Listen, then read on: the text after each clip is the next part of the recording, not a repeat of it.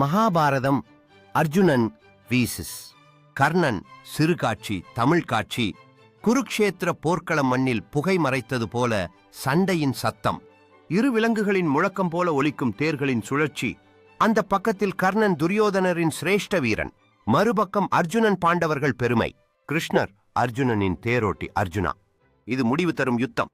கர்ணன் இப்போது நியாயமற்ற பக்கமானால் வீரத்தில் சாமர்த்தியசாலி. அர்ஜுனன் தயிரும் கைவல்யமும் ஒன்றாக வரும் தருணம் இது. கிருஷ்ணா கர்ணன் தனது சக்தி வாய்ந்த வில்லான விஜயதனுவில் இரும்பு பகுதியை விலைக்கு ஏற்றி எறிகின்றான். அதே நேரத்தில் அர்ஜுனனின் காண்டீவம் வில்பாயும் அம்புகள் மழையாய். சண்டையின் மத்தியில் கர்ணனின் தேரின் சக்கரம் மண்ணில் அகம்ந்தது.